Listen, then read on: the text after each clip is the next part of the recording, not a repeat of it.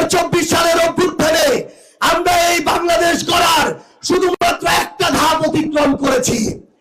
আগামীর যে 26-এর নির্বাচন, এই নির্বাচন হচ্ছে আমাদের কাঙ্ক্ষিত বাংলাদেশ গড়ার দ্বিতীয় গুরুত্বপূর্ণ ধাপ।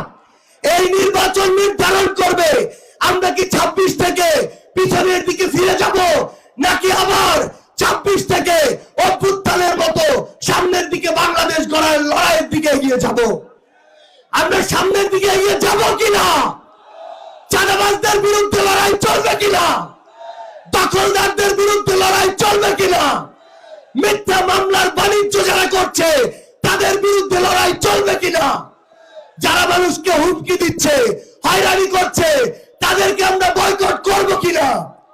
সংগ্রামী ছাত্র জনতা, আমাদের এই লড়াই হচ্ছে আমাদের 24-এর লড়াইকে স্বয়ং সম্পূর্ণ করার লড়াই।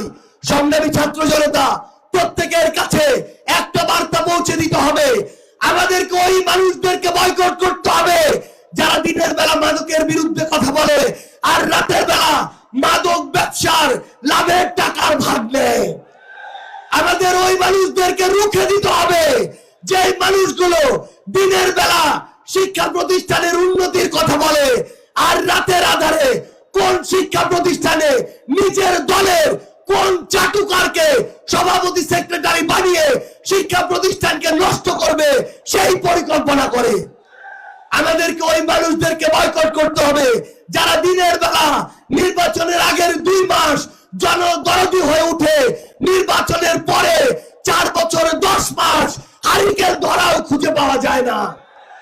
আমাদের ওই মানুষদের বিরুদ্ধে দাঁড়াতে হবে যে মানুষগুলো শ্রমিকের সন্তানকে শ্রমিক বানায়, শ্রমিকের পরবর্তী প্রজন্মকে শ্রমিক বানায়, কিন্তু নিজের সন্তানকে বিদেশে পড়াশোনা করায়।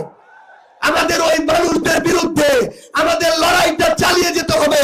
যে মানুষগুলো নিরপেক্ষ প্রশাসনের কথা বলে কিন্তু রাতের আধারে প্রশাসনকে প্রভাবিত করে নিরপরাধ মানুষদেরকে হয়রানি করে। সংগ্রামী ছাত্র জনতা, আমি শুধু আপনাদেরকে এই অনুরোধটাই করব, মহান আল্লাহ তাআলা স্বাধীনতার পরে এই প্রথমবারের মতো আমাদেরকে এই সুযোগ দিয়েছেন। আগামী 50 বছরেও এই সুযোগ আসবে কিনা আমরা জানি না। আমরা যেন আমাদের এই আমানতের খেয়ানত না করি। সারা বাংলাদেশের টেকনাফ থেকে তেতুলিয়া, রূপসা থেকে পাথুরিয়া 1,47,570 বর্গ কিলোমিটারে শুধু একটাই ধ্বনি হবে, 10 দলীয় ঐক্যবদ্ধ বাংলাদেশ ইনশাআল্লাহ।